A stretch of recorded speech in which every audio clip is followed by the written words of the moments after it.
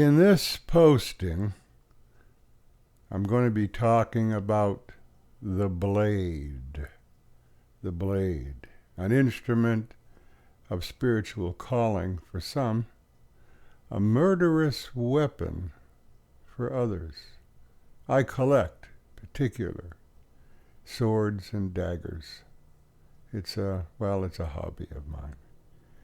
In the back there you'll see a field sword hanging on the wall. Double-edged field sword.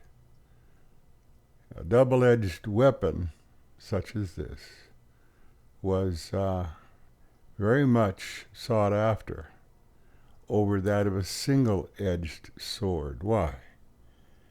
Because it was believed that if you were run through with a sword such as this that's hanging on my wall, because it has two sharp edges, you were double cut.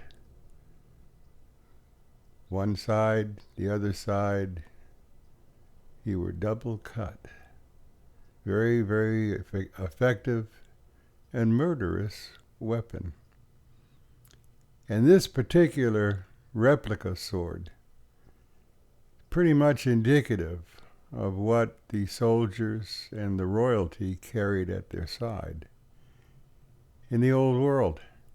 Again, double-edged, preferred over a single-edged weapon because of the characteristics of the double cut. It is believed by a lot of people today that in the ancient world, the weapon of choice for a woman was poison. It's not so, you know. No, it's a dagger. Why? Why the dagger over poison?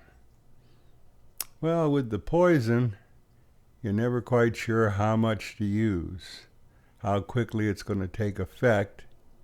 Will the victim have the ability to cry out, drawing attention to what's going on before they breathe their last? But when properly executed into the human body, a dagger delivers almost instantaneous death. And it makes no noise. And unlike a bow or a crossbow, doesn't require any ammunition. It's complete unto itself. So it's always at the ready to be used. The blade. In my realm, that one hanging on the wall goes by two different names. In the ancient world of practitioners of the ancient arts, that would be referred to as an iron raven, as an extension of the practitioner's spiritual prowess, if you will.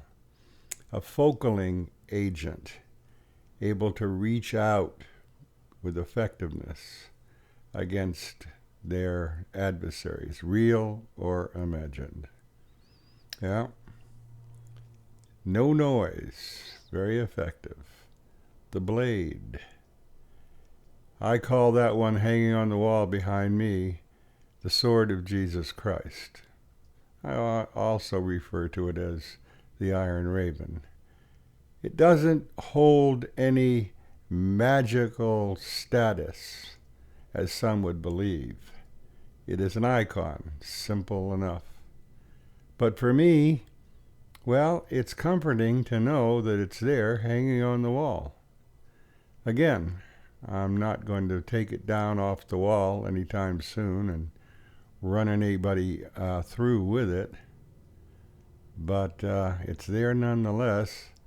I see it every morning when I get up. I see it every night as I go to bed. And it is almost like a spiritual extension of my connection to Jesus Christ. I don't put any stock in organized religion of any kind. I don't believe that there's a middleman between any of us and Jesus. I think one-on-one, a relationship with Jesus is all that we need. Anyway, the blade, the dagger, the sword, preferred to be a double-edged weapon. Because again, when you run through with either one of these, you're twice cut. Double-edged weapon. There you go. The blade. Little posting on a hobby of mine, if you will. Do you own your own sword? Do you own your own dagger? My way of thinking, you should. Are you going to use it in any sort of mystical ceremony? Well, that's up to you. Are you going to look upon it as an iron raven or the sword of Jesus Christ? Again, that's up to you. The blade. Lethal, at the ready, always silent, and very, very effective. If you haven't already done so, accept and believe that Jesus Christ is your Lord and Savior. Become one of Jesus Christ's own while you still can. And don't put this off, because tomorrow is not guaranteed to anyone. Until next time, this is Stephen. Talk to you when the wind shifts.